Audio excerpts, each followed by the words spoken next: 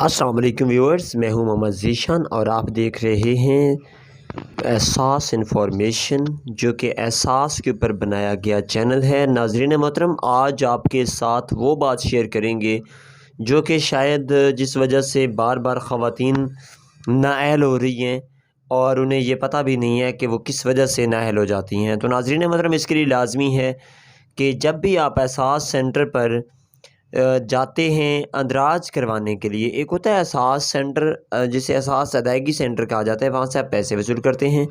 और दूसरा होता है एहसास रजिस्ट्रेशन सेंटर, जहाँ पर जाकर आप अंदराज करवाते हैं, नया सर्वे करवाते हैं और आपको फिर पैसों की फराहमी की जाती है।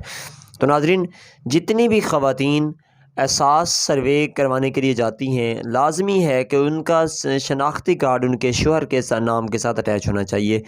ख़वातीन का शादीशुदा होना लाजमी है और शनाख्ती कार्ड भी उनके शोहर के नाम के साथ अटैच होना लाजमी है। अगर आपका शनाख्ती कार्ड आपके शोहर के नाम के साथ अटैच नहीं है, बेशक आप शादीशुदा हैं, तो फिर भी आपको एहसास कफ़ालत की तरफ से 14,000 की किस्त में शामिल नहीं किया जाएगा।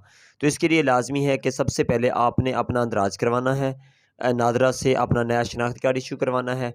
और उसके बाद दूसरी बात ये होती है कि अगर आपके पास गवर्नमेंट जॉब है या आपके हस्बैंड की गवर्नमेंट जॉब है, तो फिर भी आप इस प्रोग्राम के लिए नाअहल हैं। और तीसरी शर्त ये है कि अगर आपने बाहर का वीज़ा इस्तेमाल किया हुआ है या अगर आपके शोहर ने बाहर का वीज़ा इस्तेमाल किया हुआ है, तो फिर भी आपको एहसास कफ़ालत से किसी किस्म की इमदाद की फ़राहमी नहीं होगी। और चौथी इसमें शर्त ये है कि वो सिम जो आप रजिस्टर करवा चुके हैं या आपके नाम के साथ रजिस्टर्ड है, उस सिम पर अगर आप 1000 से ज़्यादा का बैलेंस इस्तेमाल करते हैं, फिर भी आपको नाअहल कर दिया जाता है और आपको इस प्रोग्राम में शामिल नहीं किया जाता। उम्मीद करता हूँ वीडियो पसंद आई होगी। चैनल को सब्सक्राइब